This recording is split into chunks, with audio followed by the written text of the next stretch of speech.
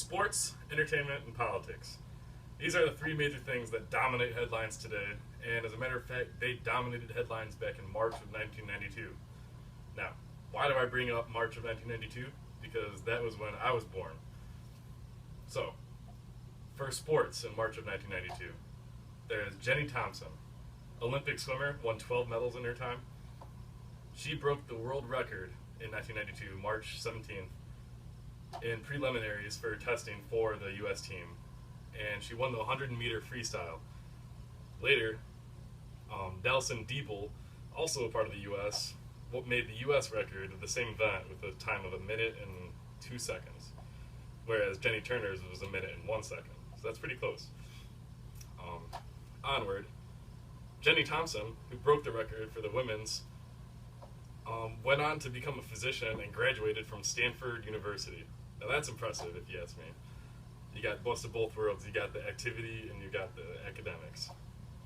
So onward, we have a familiar name, Kristi Yamaguchi, won the Women's National Figure Skating Championship of the U.S. in 1992, March 30th.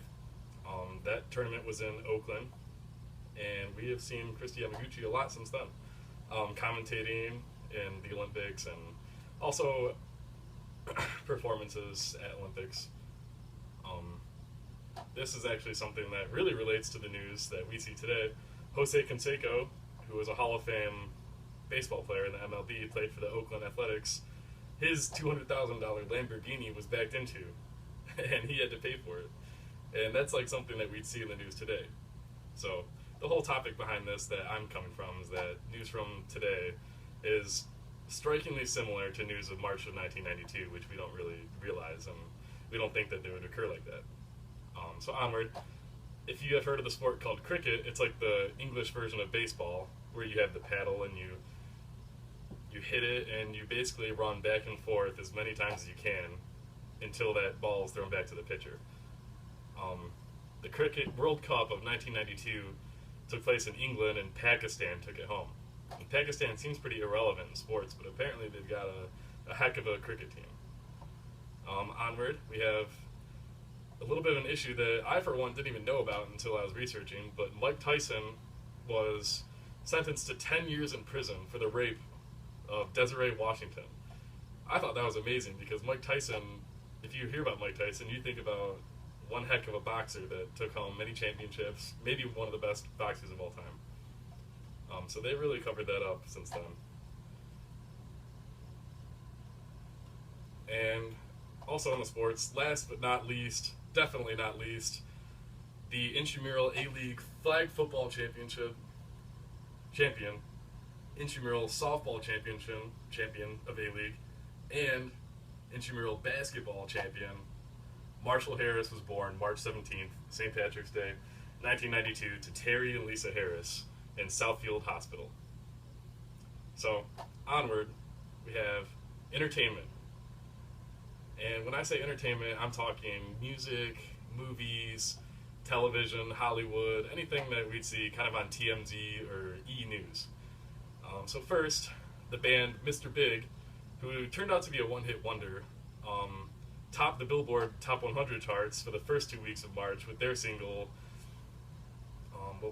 To Be With You. And also, right after that, the last 2 weeks of March, Vanessa Williams topped the Billboard chart with her song, what is it? Save the Best for Last, sorry. My apologies, excuse me. Save the Best for Last topped it from March 14th until March 31st. And actually the first week of April too, but that's whatever. So, also, the 67th Academy Awards, something that we're familiar with and we fantasize over and we watch that whenever it's on. The 67th Academy Awards took place in March of 1992, where Silence of the Lambs, starring Anthony Hopkins and Jodie Foster, took home the Best Film Award. And I, for one, am super glad that I wasn't around for that movie, because that is one scary movie.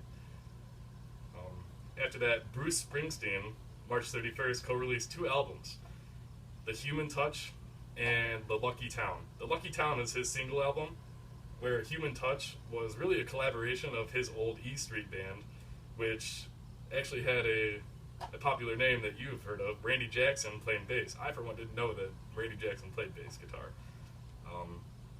After that, okay, I should say that DeCurtis of Rolling Stones wrote that The Human Touch, the one that was actually recorded with his previous band, was the more popular and the better album of the two. And really that kind of sums up entertainment and music. So onward we have politics, and that's going to include global events, it's going to include national events, publicity, stuff like that for politicians. So George Bush Sr. was in term at the time, and George Bush Sr., for his whole elections and promising the public stuff, he promised that he wouldn't raise taxes. But what happened? Taxes were raised. So we have a ton of people in an uproar over George Bush claiming that he wasn't going to raise taxes, but what happened? Taxes raised. So he came out and apologized about that ordeal.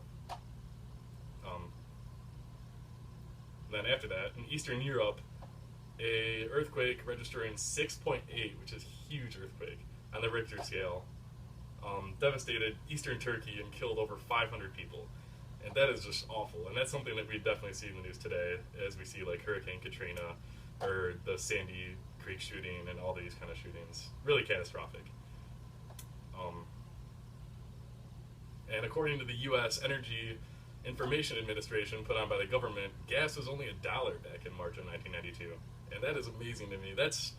We are paying now quadruple what we would have paid in March of 1992, and that's a problem. It really didn't even hit $2 until the year 2000, according to the U.S. Energy Information Administration. After that, the nation of Bosnia was established, and that's a pretty relevant country now in Eastern Europe. It participated in the World Cup this year. They just lost to Argentina a couple hours ago. Random fact.